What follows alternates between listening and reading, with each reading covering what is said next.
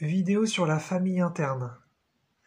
Alors la famille interne, ça va être en continuité avec les sous-personnalités, la schizophrénie sociale, cette idée qu'on a plein de parties à l'intérieur de nous. Et en fait, quand j'en ai parlé, j'ai donné des petits exemples comme ça, mais là je vais aller plus loin. J'ai passé un moment à répertorier des sous-personnalités. Je me rends compte que plus j'en trouve et plus j'en trouve. Donc là, je vais faire peut-être une première version, une première vidéo sur celle que j'ai trouvée, que j'ai plutôt validée, pour donner peut-être une idée à ceux à qui ça parle pas trop. Alors, dans le désordre, hein, je vais les dire dans le désordre. Il y en a qui fonctionnent par couple, par opposé, mais je sais pas si c'est toujours le cas. En théorie, si, mais faut le vérifier. Voilà, toutes les sous-personnalités que là je vais citer, je les ai vérifiées, et elles font partie de la famille interne, elles font partie de moi, elles font partie donc de la personnalité d'Eric. Alors, la première dont j'ai envie de parler, c'est ma chouchoute, je crois que c'est ma préférée. C'est l'optimiste. Alors l'optimiste, c'est quoi?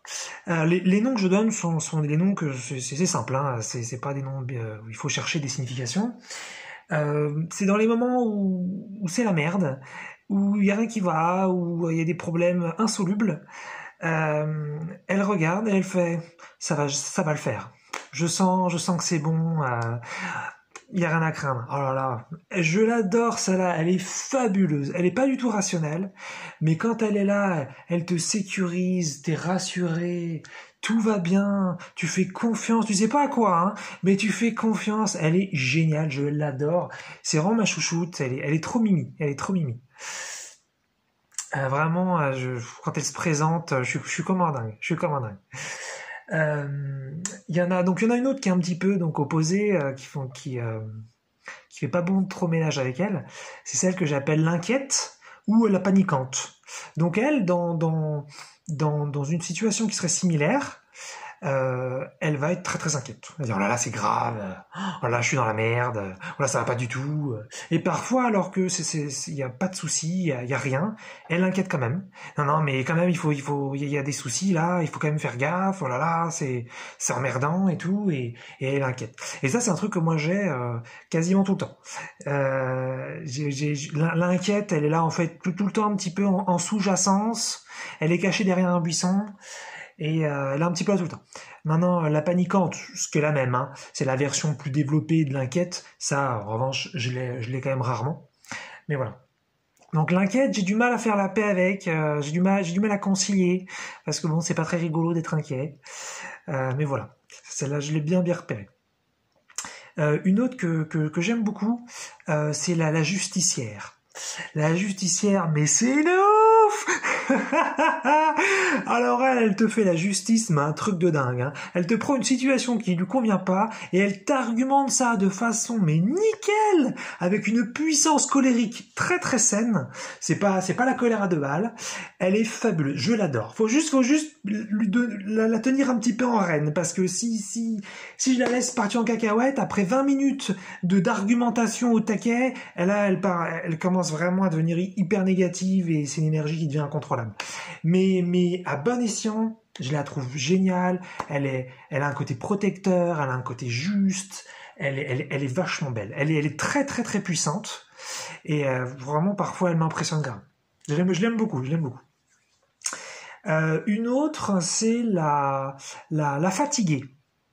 Alors la fatiguée, c'est quelque chose que j'ai depuis pas si longtemps que ça, peut-être 6-12 mois, parce que là on est fin août 2021. En fait, la fatiguée, c'est celle qu'on a marre. C'est un petit peu ce qu'on ressent quand on est arrivé au bout de quelque chose, n'importe quel sujet. Ça peut être des sujets qui nous enthousiasmaient beaucoup, qui nous plaisaient beaucoup. Ça peut être des gens, ça peut être des objets, ça peut être des situations, ça peut être toutes sortes de choses. Et à un moment donné, on ressent qu'on en a assez. Et parfois, on ressent une lassitude, une fatigue. Et celle-là, je l'ai beaucoup sur beaucoup de sujets. Sur beaucoup de sujets de la vie. Il y a des trucs maintenant qui m'intéressent plus du tout. Et je ressens une fatigue. J'en ai marre. Et ça veut dire que l'énergie finalement de lutte, l'énergie de vas-y, on va allez, on continue, on essaye, on persévère. Ça, c'est plus possible. Là, voilà, la fatiguée, je sens que maintenant, je l'ai pas trouvé un autre nom. Peut-être qu'il lui faudrait un autre, mais voilà, je sens qu'elle en peut plus. Elle en peut plus. Là, elle est en fin de cycle sur beaucoup de sujets. Là. Elle est assez agréable parce qu'au moins elle soulage. Elle soulage parce qu'on sent qu'on a terminé avec ce qui nous emmerdait. Donc ça règle pas forcément les problèmes, mais on sent qu'on va bientôt arrêter de les avoir parce que ça va pas être possible autrement, quoi. Et donc, celle qui est un petit peu en opposition avec, qui se présente beaucoup moins, c'est celle que j'appelle l'activiste ou la luttante. Voilà, tout simplement. Alors elle, je l'ai eu pendant des années. Alors par exemple, on est face à un problème et c'est différent de l'optimiste qui, elle, est très passive et va dire « Oh, mais tout va bien, ça va le faire ». Là, l'activiste, la luttante, elle est active par définition. Elle est face à une situation et elle va « Ouais, vas-y, on va trouver une solution, on se bouge, on va faire des choses, on y croit, on y va, on persévère, on donne tout ». Et celle-là, je l'ai eu pendant vachement longtemps et je l'aimais bien, je la trouvais sympa, hein, y a pas de souci. Mais là, c'est vrai que je l'ai beaucoup moins et c'est plutôt la fatigue qui prend le dessus. La persévérance, ça va 2 secondes, pour elle en tout cas. Voilà. Donc l'activiste, la luttante, voilà, je l'ai quasiment plus, mais bon. Une autre, la lucide, la pensante. Alors ça, celle, je pense, c'est la principale hein, que j'ai. Celle, voilà, je suis sérieux, je suis calme, je réfléchis, je suis mental, je suis cerveau gauche. Voilà, je pense à des trucs, j'analyse des choses. Voilà, en même temps, voilà, mes idées sont claires, mes idées sont relativement fluides et calmes. Voilà, je pense que ça leur l'a plus ou moins tous. Donc voilà, la lucide, la pensante.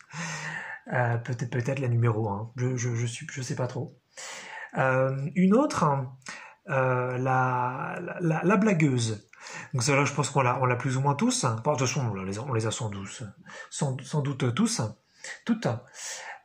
Et donc la blagueuse, bah elle aime bien se moquer, hein, voilà, elle fait des blagues sur soi, elle fait des blagues sur les autres, elle fait des blagues sur la situation, elle se moque, elle rigole, elle relativise, elle dit des conneries, elle fait des grimaces, elle fait des pas de danse pour déconner, elle est très sympa. Ça va, elle met l'ambiance, elle est cool, elle est super cool. Une autre, et ça va être la dernière de cette version, parce que j'en ai d'autres, mais je veux vraiment les valider avant de pouvoir les présenter. Hein, parce qu'en fait, je suis en train d'en conscientiser plein, et je veux faire bien connaissance avec elle avant d'en parler.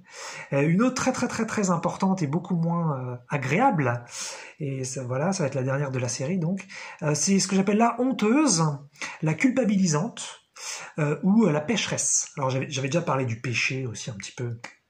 Mais voilà, alors moi j'ai beaucoup de honte dans ma vie sur beaucoup de sujets. Ça vient clairement d'un trauma, de quelque chose, parce que parfois j'ai honte sur des sujets où il y a vraiment pas de quoi avoir honte. Et voilà, c'est la honte sur tout le temps, sur plein de choses. T'as pas assez bien fait un truc, t'aurais dû mieux faire, c'est pas bien. Et puis honte sur des souvenirs dans le passé, et puis honte sur ce que t'as dit, puis honte sur ton corps, et puis honte sur tes vêtements, et puis honte sur ta situation sociale, sociétale, et puis honte sur plein d'autres sujets que j'ai même pas envie de citer. Bref, voilà, c'est honte, coupable, pécheresse, péché, pas bien, voilà, bref. Celle-là prend beaucoup de place. J'ai eu beaucoup de mal aussi à faire la paix avec elle et me concilier un peu avec elle. Elle est l'inquiète, j'ai vachement de mal à les intégrer, à les accepter, à faire la paix avec. Mais voilà, ça donne comme ça déjà une petite idée de famille interne. Donc je vous les redis parce que peut-être que vous allez faire le lien avec plein de chez vous, hein. Donc l'optimiste, la justicière, la fatiguée, la lucide pensante, l'activiste luttante, l'inquiète paniquante, la blagueuse et la honteuse culpabilisante pécheresse. Voilà. Donc on a vraiment une famille, hein. Moi parfois je me dis putain, je suis pas seul, hein. Il y a du monde à l'intérieur, hein. Et là je vous en ai juste cité quelques-unes, hein. Ça fait 8, hein. C'est ça, ouais, ça fait 8. Donc voilà, j'en ai noté 4 autres et je vais pas les dire pour l'instant, je vais prendre plus le temps. Et puis je suis sûr que je vais en trouver encore plein. Je pense qu'on en a des dizaines, hein. Mais voilà, une vraie famille interne, plein de sous-persos comme des gosses, quoi. C'est vraiment une création de la personnalité. Peut-être qu'on n'a pas fait ça forcément très consciemment. Et puis avec du favoritisme, un petit peu comme avec les enfants, même si on essaye de les aimer de façon égale. Bah les sous-persos, c'est pareil, on a des favoris, voilà. Mais l'idée, c'est quand même de d'intégrer tout le monde, de concilier un petit peu tout le monde, de se mettre d'accord, et puis de laisser tout le monde s'exprimer. Tout le monde a le droit d'exister, tout le monde est légitime à l'existence. Voilà.